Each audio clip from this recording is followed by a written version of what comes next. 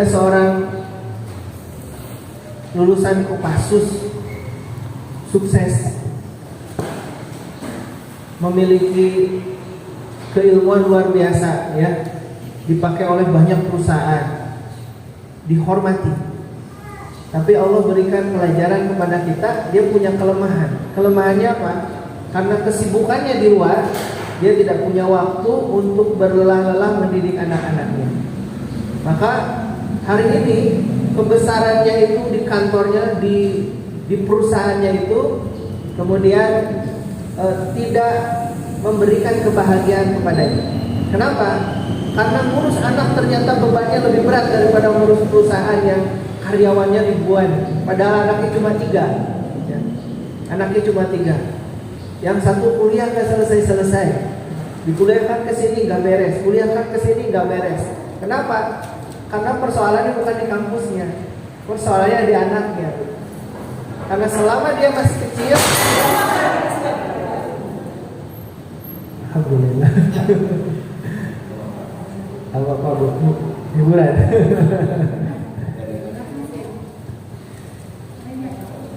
Aman. Lagi ada yang kerja. Sampai mana tadi ya? Oh iya. Ya. Sampai dititipin, Ustaz, tolong didik anak saya. Ya. Masya Allah. Kenapa? Karena buah ketika masa kecilnya ya tidak maksimal mendidik anaknya. Ada seorang bapak ketemu dengan salah seorang asatid ya di pesawat, cerita. Jadi begitu naik pesawat ditanya, Pak mau kemana? Mau ke Riau katanya. Riau-nya di mana? Nggak tahu, ini saya juga pertama kali ke Riau. Ngapain ke Riau? Saya mau jemput anak saya. Usianya berapa? Usianya 23 tahun, Ustaz. Perempuan. Kenapa jauh-jauh ke Riau? Dia bilang, ya itulah Ustaz, karena salah saya. Dari sejak kecil dia tidak dididik dengan ilmu agama, ya. Maka ketika dewasa dia terjebak pada pergaulan bebas, ya, pada pergaulan bebas. Kemudian ketika diingatkan oleh orang tuanya, bukannya sadar, malah kemudian dia membangkang. Saya semakin marah, bukan semakin sadar, dia kabur 2 hari. Kabur 2 hari, ditelepon, orang tuanya minta maaf, akhirnya dia balik lagi. Tapi kejadian lagi, Ustaz. Saya marahin lagi, saya ingetin lagi, membangkang lagi. Dan ketika membangkang saya marah, bukan dia minta maaf, Ustaz, dia sekarang kabur ke tempat yang lebih jauh, dari Jakarta ke Riau. Jauh ke Riau. Setelah 2 minggu kabur, dia ke WA, Pak, boleh transfer saya uang, ternyata masih perlu duit ya. Kata bapaknya, kamu Sherlock, ya lokasinya di mana? Nanti saya datangin. Katanya. Akhirnya dia Sherlock, dari sinilah saya naik pesawat untuk jemput anak saya. Dia bilang dunia sudah berubah ya Ustaz ya. Kalau dulu zaman saya, kalau saya dimarahin orang tua, anak yang minta maaf sama orang tua. Sekarang orang tua marah sama anak, orang tua yang harus minta maaf kepada anak. Masya Allah. Itulah dunia hari ini ya. Maka orang yang berlelah-lelah hari ini mendidik anaknya, dia akan mendapatkan keutamaan yang lebih besar karena kita berada di zaman fitnah. Beda sama dulu. Zaman-zaman kita dulu, maaf, godaannya, ujiannya gak sebesar hari ini, betul tidak? Dulu mau nonton paling juga ada TVRI, Aneka Ria Safari. Gak banyak godaannya ya. Akhirnya kegiatannya juga lebih positif. Tapi hari ini anak-anak kita beda dengan yang dulu ya. Maka orang-orang yang concern ya hari ini untuk belajar mendidik anaknya menjadi lebih baik, ya dia berada dalam satu kondisi yang asing ya. Makanya orang-orang yang mengajak anaknya masuk ke dalam dunia yang berbeda dengan dunia yang ada di sekitar kita ya, yang hedonis ya, yang mereka duniawi, orientasinya ngejar dunia, maka akan nampak berbeda. Ya kita ngumpul di sini kelihatan saroleh ya. Coba aja pergi ke luar, dunia luar, ini luar biasa. Berangkat aja ke BIP lah sedikit ya, itu sudah kita merasa nggak nyaman, risih. Kenapa? Karena ternyata lingkungan di luar itu luar biasa. Dan itulah yang akan menjadi fitnah bagi anak-anak kita di masa yang akan datang. Maka tugas kita hari ini meletakkan fondasi yang terbaik buat mereka, karena tantangan mereka itu lebih berat daripada apa yang akan kita hadapi. Ya, kemarin saya baru nganter juga salah satu anak babinsa di Morowali, Sulawesi. Ya, mondoknya di Garut. Saya bilang, Pak, jauh-jauh amat ke Garut, nyari aja di daerah Sulawesi sana gitu ya. Dia bilang, Ustaz, saya ingin memberikan yang terbaik buat anak saya. Gak apa-apa jauh dari saya di Garut, tapi saya ingin dia pulang ke sini, dia bisa jadi ulama untuk ngajarin agama di desa kami. Wah, luar biasa. Di Morowali itu ada sekolah-sekolah di sana, itu 50% Muslim, 50% Nasrani. Kita tahu ya, dekat ke Poso kan. Di Sulawesi itu sudah terkotak-kotak. Jadi yang Nasrani kampung sendiri, yang Muslim kampung sendiri. Sekolahnya mereka sebagian bercampur. Gitu. Dan di sana susah nyari guru agama. Ya. Sampai kami itu nyari guru agama susah. Kadang-kadang ada yang baru lulus, dia lulusan komputer suruh ngajar agama. Pokoknya mah ada aja yang ngajar agama begitu. Padahal dia bukan lulusan agama. Dan ini menjadi PR besar buat kita, ya, buat anak-anak kita. Makanya kebutuhan terhadap dai hari ini itu sangat besar sekali, luar biasa. Kalau di sini mah banyak ya, banyak kita cari. Tapi kalau kita datang ke daerah susah. Saya pernah datang ke daerah Banglaku namanya. Di sana nggak ada internet, nggak ada listrik. Kita kalau nggak ada internet, nggak ada listrik, kayaknya hari ini stres ya. Kalau kita kehilangan barang biasa, tapi kalau kehilangan sinyal kita luar biasa. Ini transfer nggak bisa, nelpon nggak bisa, gitu. Luar biasa. Di sana itu hari-hari tidak ada internet, tidak ada listrik. Saya kalau ingin dapat sinyal, Ustaz kalau mau dapat sinyal harus naik motor, kurang lebih 15 menit. Ada lapangan bola di sana. Saya naik motor, datang ke lapangan bola, HP-nya saya lempar ke atas, turun ke bawah, mainannya baru masuk. Jadi si sinyalnya juga ada di atas, gitu ya. Ibu belum pernah ngalamin, saya sudah ngalamin. Jadi di lapangan bola saya bilang, kenapa banyak orang di lapangan bola tapi nggak ada pertandingan? Ternyata mereka kalau nggak HP nyari sinyal, ada yang nyari spot, ada yang melempar segala macam. Ini luar biasa. Ya, listrik nggak ada. Listrik itu pakai apa namanya kayak genset ya, atau apa namanya yang adaptor gitu ya. Itu kapasitas terbatas. Jadi pernah lagi pengajian begini, terang ya, mulainya terang ya. Tengah pengajian redup, sebelum selesai sudah gelap gitu ya. Jadi gelap itu sudah tanda mengakhiri pengajian. Jadi nggak usah ditutup sama MC, itu udah selesai. Luar biasa. Itu saya pertama kali datang ke sana, saya sholat Jumat berharap jadi makmum, namanya juga orang baru ya.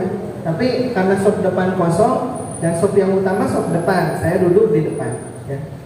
Begitu setelah ada, yang sebelah saya, Ustaz silakan maju jadi khotib. Saya orang baru, nggak apa-apa, nggak ada lagi katanya, Ustaz aja yang jadi khotib. Saya pertama datang ke masjid itu langsung jadi khotib Jumat. Orang baru dikenal karena jenggotan, ya. Kemudian pakai baju putih mungkin ya, pakai peci, jadi dianggap ustaz gitu. Langsung Jumatan, saking tidak ada dai. Saya bilang, Pak, ini yang biasa isi Jumatan siapa? Ya saya yang ada ustaz. Saya ada, saya komat, saya isi Jumatan.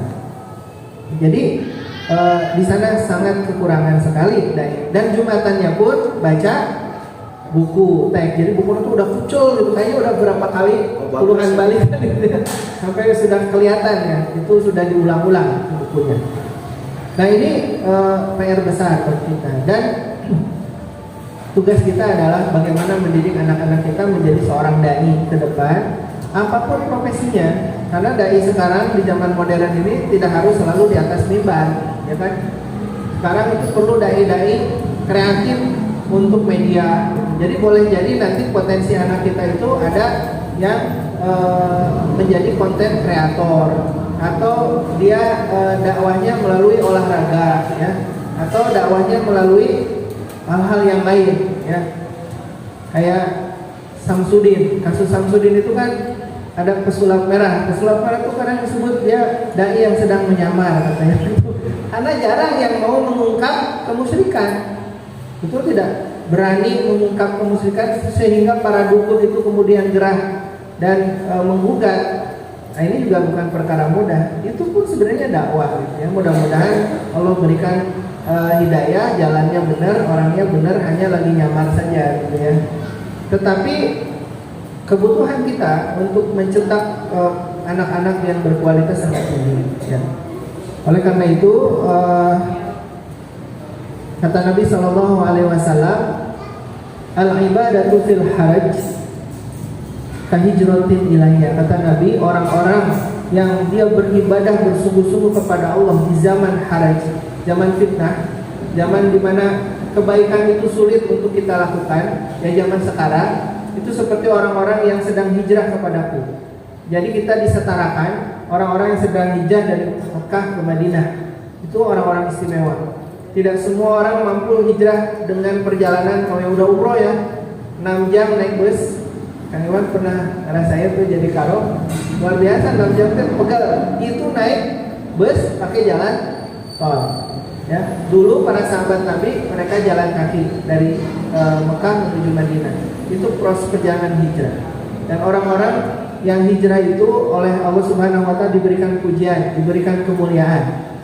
Dan orang-orang yang berjuang beribadah hari ini di zaman haraj itu disetarakan dengan orang-orang yang berhijrah di jalan Allah Subhanahu wa taala. Maka luruskannya ya, menjadi ibu-ibu yang istimewa ya di zaman yang penuh dengan pujian seperti hari ini. Mudah-mudahan ibu-ibu semuanya diberikan oleh Allah hidayah, kemudahan, keberkahan sehingga anak-anaknya jadi anak-anak soleh ke depannya, mujahid, mujahidah, penegak agama Allah, syiar agama Allah di masa yang akan datang. Ibu-ibu sekalian, Bapak Ibu, ya karena ada bapak-bapak, impian terbesar kita, keluarga kita tentu bukan susah menyebutnya juga ya, apa? Itulah. Ya. It's not my dream, it's not our dream. Ya. Itu banyak nonton ya. Impian kita itu surga. Kalau ini saja kita lihat begitu indah, bagaimana dengan surganya Allah Subhanahu wa taala? Ya, padahal surga itu seperti dunia itu seperti satu celupan air, tetesan air ketika kita memasukkan jari kita ke tengah lautan. Ya. Lautan yang luas kita angkat, menetes satu tetes ke dunia. Ya, air lautan itu adalah surganya Allah, kenikmatan akhirat. Jadi ketika tadi malam saya ke BEC ngambil kain celeng bukan nyari apa ya, saya ngambil kain celeng ya. Wah hebat Ustaz ke BEC ya, ngambil kain celeng.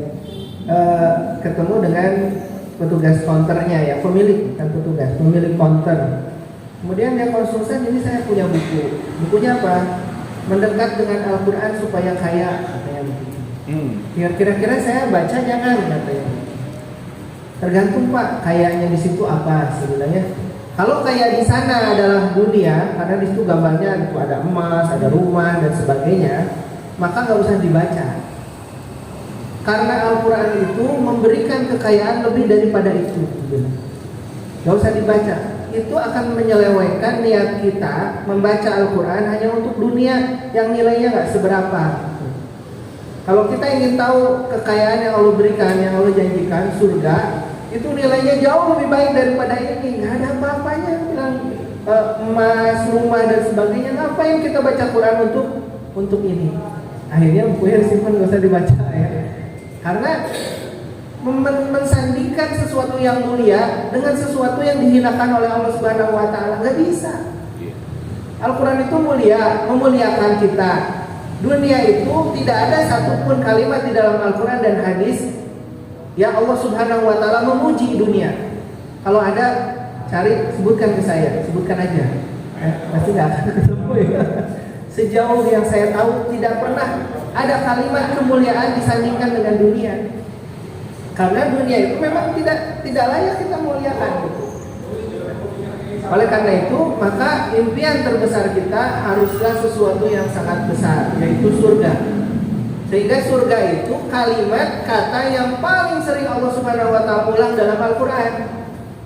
Nah, kalau kita apalagi di juz 26, 27 sampai 30, mungkin berapa lembar sekali kita nemu kata jannah itu ya.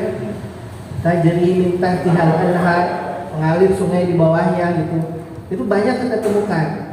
Kenapa surga itu sering disebut-sebut oleh Allah Subhanahu wa Ta'ala? Satu, untuk menunjukkan bahwa surga itu tempat yang istimewa. Ibu senang bakso, saya senang bakso.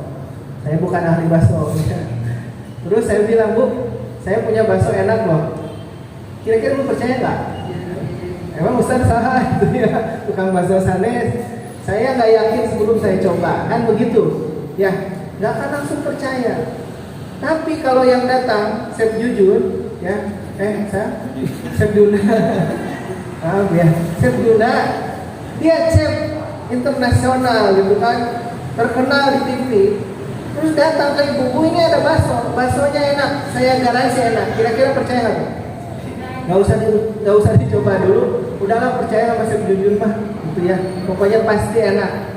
Ya, Bu, kalau saya bilang surga itu tempat yang paling istimewa, paling nikmat, ibu nggak usah percaya, karena saya belum pernah masuk ke sana.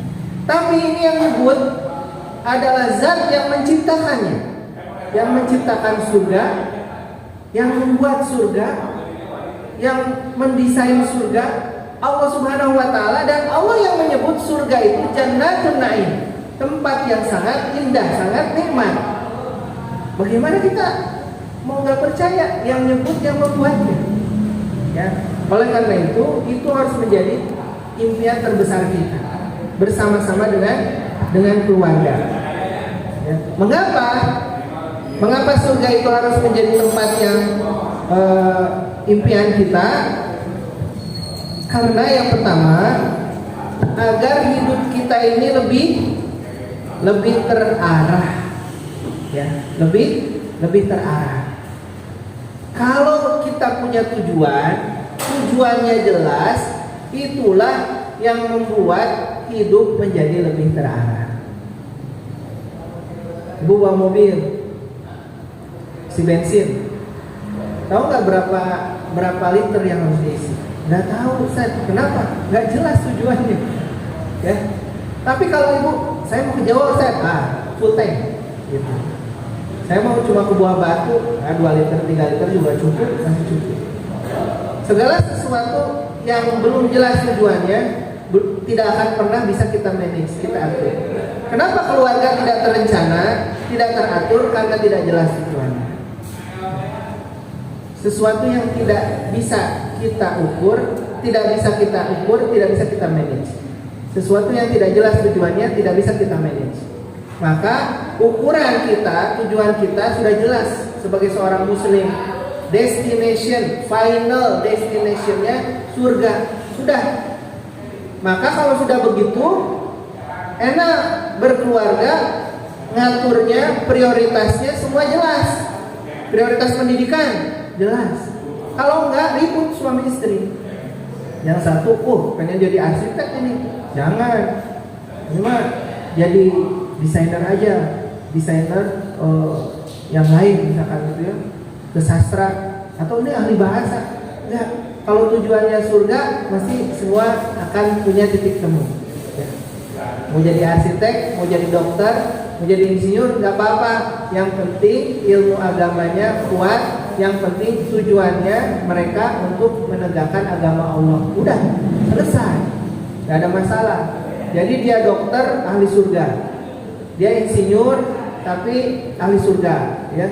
Karena ahli surga tidak harus selalu lewat pondok. Kadang-kadang sekarang kan semua euforia pondok harus ke pondok gitu ya. Nggak harus. Zaman para sahabat juga tidak ada pondok ya. Tapi memang hari ini pondok dibutuhkan karena lingkungan di luar begitu sangat berat ya untuk mempengaruhi anak-anak kita, maka perlu pondok, yaitu lingkungan yang terkonsentrasi. Ya. Sekarang ada konsep pendidikan yang sedang berkembang, namanya konsep pendidikan dengan pola mulazamah. Ya, pola mulazamah ini pola belajarnya para ulama dulu. Nah, ini juga bisa kita coba terapkan untuk anak-anak kita.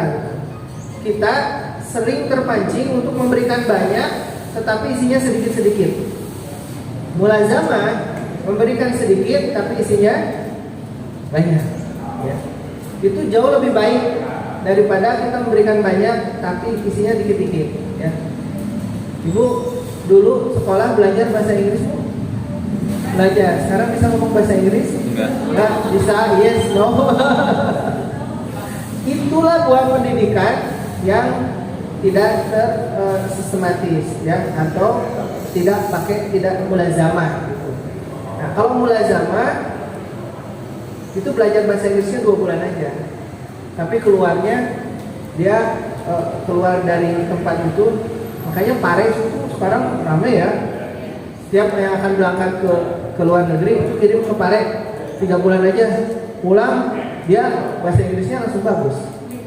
Itu dalam, sedikit tapi dalam, fokus. Nah kayak gitu, terarah, itu jauh lebih baik ya. Maka anak-anak kita juga begitu. Ajarkan satu, misalnya kita nih mau ngajarin apa, tapi detail dalam gitu ya. Misalnya ajarin sholat aja dulu, nggak usah diajarin dulu yang lain. Fikih saum dan sebagainya itu belakangan. Sholat tapi dalam, sholat sampai prakteknya benar, bacaannya benar gitu ya. Nanti dia udah paham sholat, baru naik ke yang lain. Nah itu jauh lebih memberikan perubahan kepada anak-anak kita. Kemarin saya dari Magelang survei ke salah satu pondok. Nah Iwan, di sana sistemnya akselerasi. Jadi sekarang pendidikan berbasis akselerasi. Di Magelang itu cukup 3 bulan dia bisa baca kitab. Sistemnya akselerasi. Dan yang kesana dari mulai anak 10 tahun sampai orang dewasa. Motivasi surga ini luar biasa.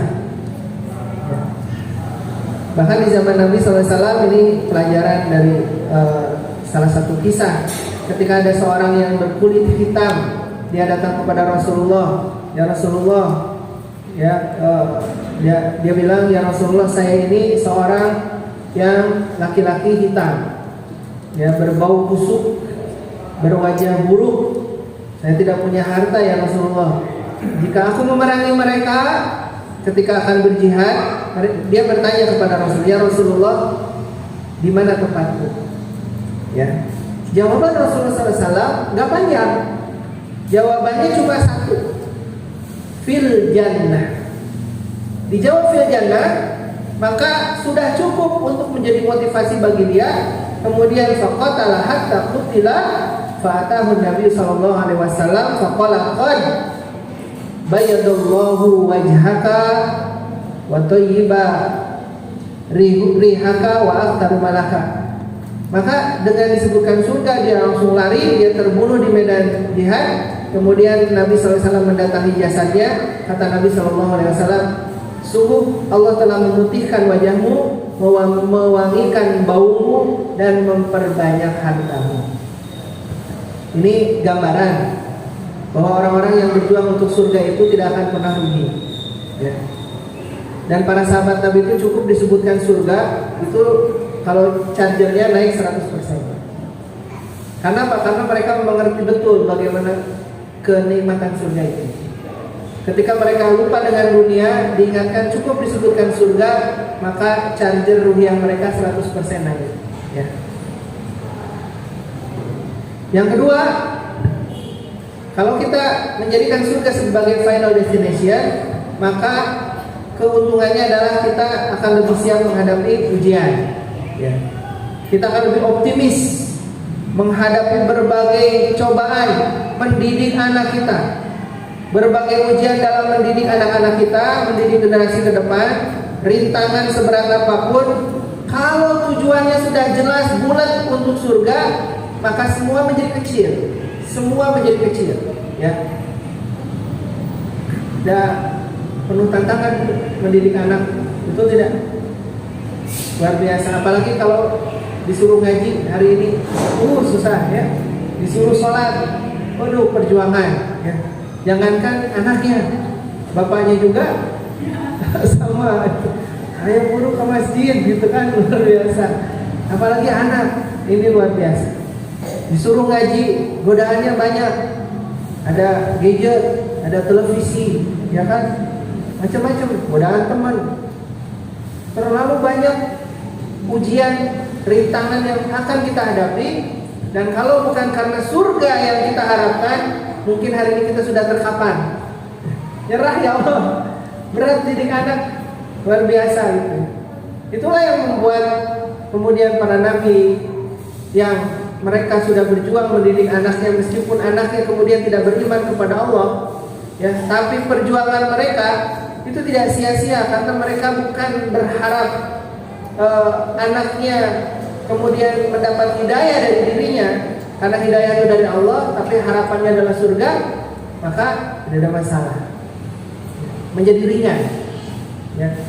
Nabi Lut alaihissalam, Nabi Nuh alaihissalam, Nabi Nuh anaknya sendiri yang diharapkan beriman mendukung dakwahnya sampai naik ke atas perahu, ya.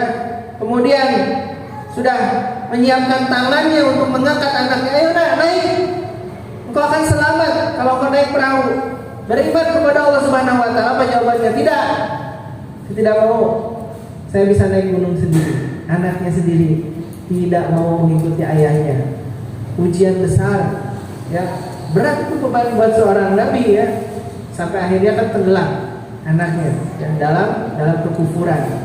Tetapi karena surga yang menjadi tujuan, tidak ada masalah. Ya, semua tidak akan disia-siakan oleh Allah Subhanahu Wa Taala. Siti Asyia, istri Fir'aun. Istri Fir'aun itu luar biasa, ya. Fir'aun itu mungkin salah satu tokoh yang paling kejam di muka bumi ini. Ketika membunuh anak-anak laki-laki pada saat itu mereka membunuhnya bukan dengan cara biasa, ya. Kalau di dalam Al-Quran itu kalimatnya yudabbihuna, ya. Itu disembelih. Dan kata para ulama, penyembelihan dengan kalimat itu bukan penyembelihan seperti menyembelih kambing atau menyembelih sapi hari ini. Kalau kita nyembelih sapi, berapa kali tarikan yang paling bagus? Sekali, ya, sekali. Nggak boleh terlalu sering, terlalu banyak digesek. Kenapa? Kasihan kita sama sapinya, betul tidak? Itulah cara menyembelih yang baik, makanya harus tajam dan sebagainya. Ya.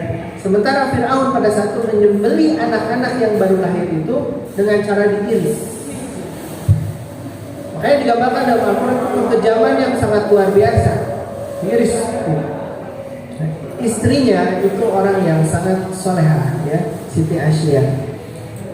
Meskipun akhirnya dibunuh juga oleh Fir'aun, tetapi apa yang membuat Siti Asyia ini kemudian bisa bertahan, ya, di samping orang yang paling zalim di muka bumi ini?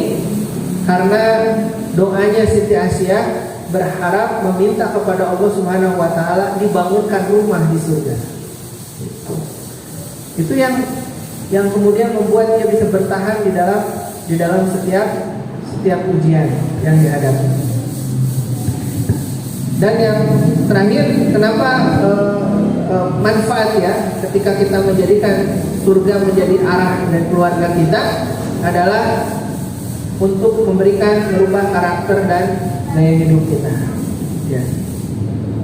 Orang-orang yang sudah hijrah dari orientasi dunia menjadi orientasinya surga itu akan tercermin dari karakter, sikap, dan gaya hidupnya. Karakter, sikap, dan gaya hidupnya.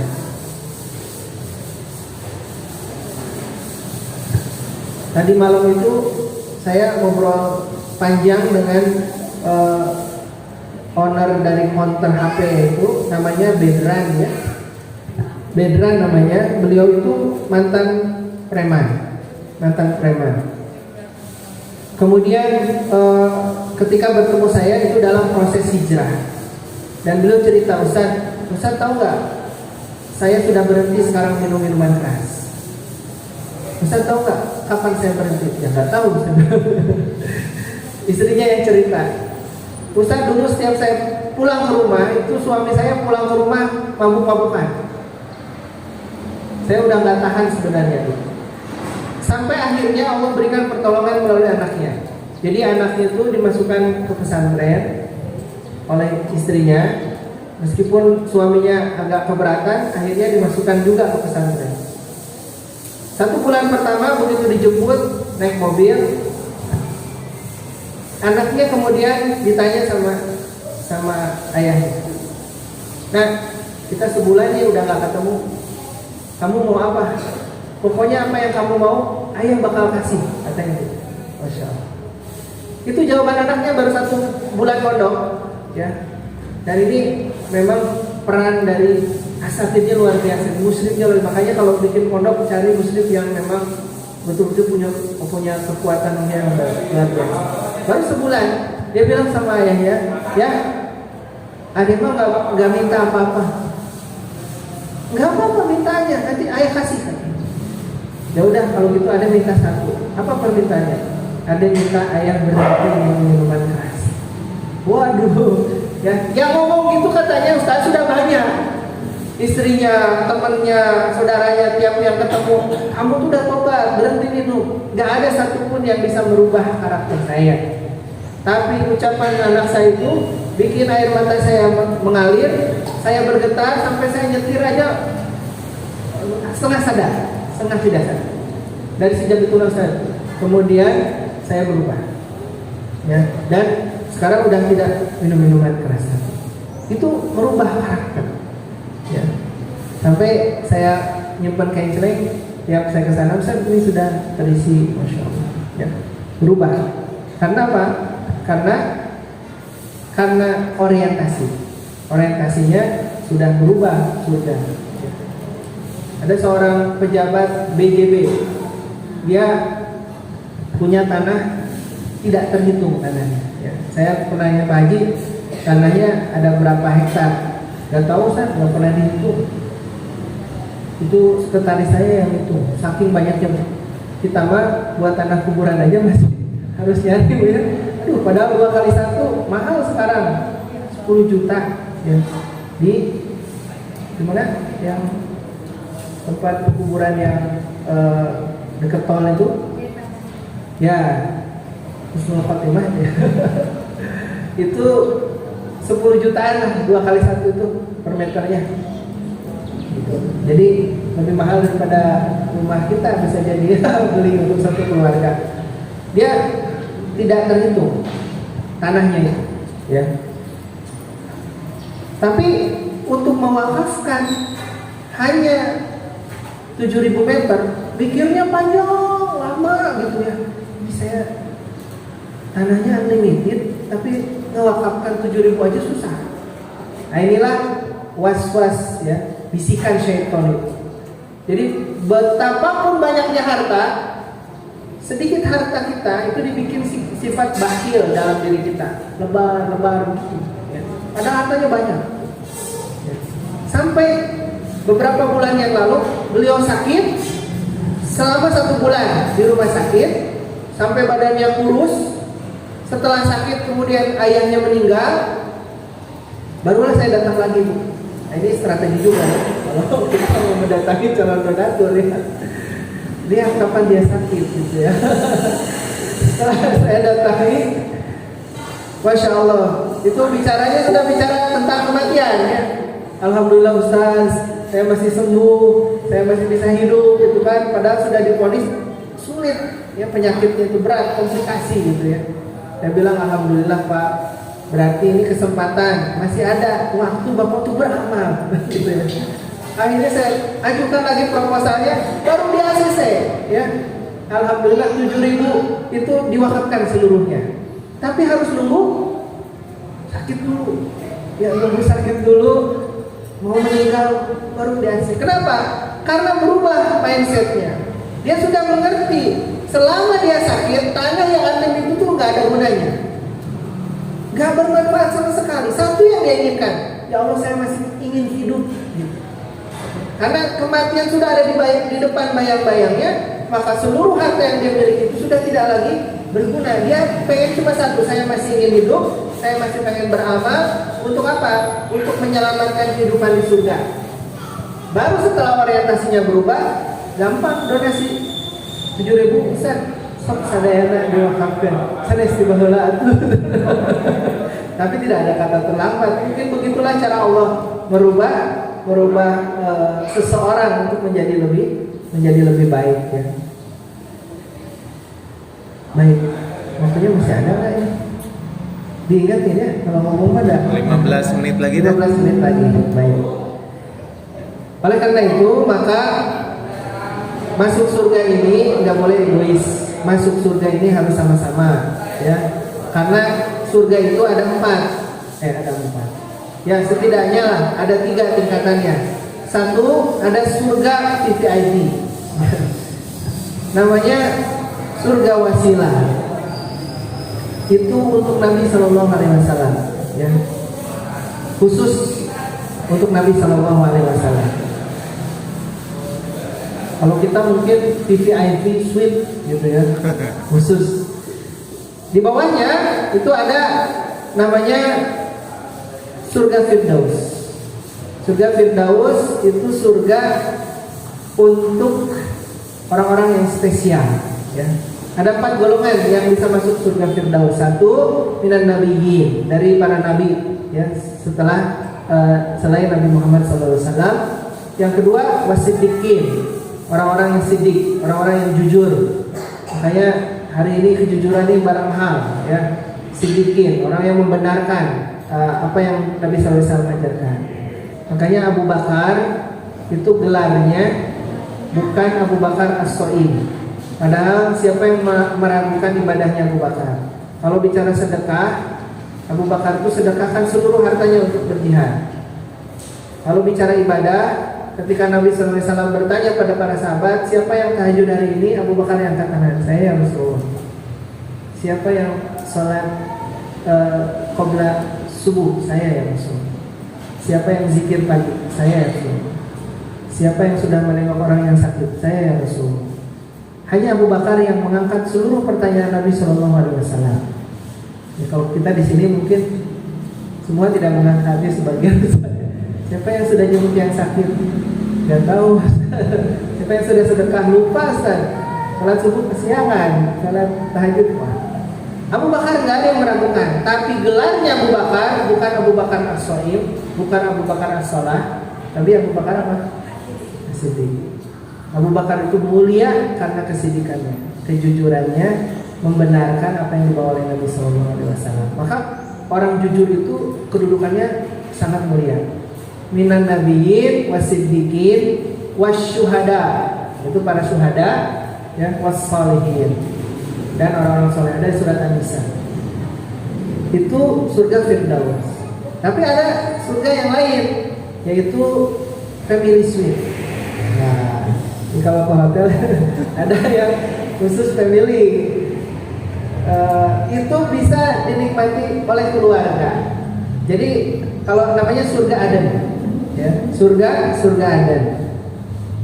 Nah, surga Aden ini Allah Subhanahu Wa Taala sampaikan dalam surat Ar-Ra'd 23. Jannatu adnin yadkhulunaha wa man salaha min abaihim wa azwajihim wa dzurriyyatihim. Yaitu ada surga Aden, suite, family suite, yang mereka masuk ke dalamnya bersama orang-orang soleh dari bapak-bapaknya, istri-istrinya, dan anak cucunya. Jadi di surga itu bisa saling tarik menarik. Kalau bapak ibu soleh, kesolehan anaknya di bawah kita, mereka bisa kita tarik ke derajat kesolehan orang tuanya tanpa mengurangi derajat orang tuanya, ya. Atau anaknya yang soleh, orang tuanya yang ditarik, ya, tanpa mengurangi derajat dari anaknya, ya.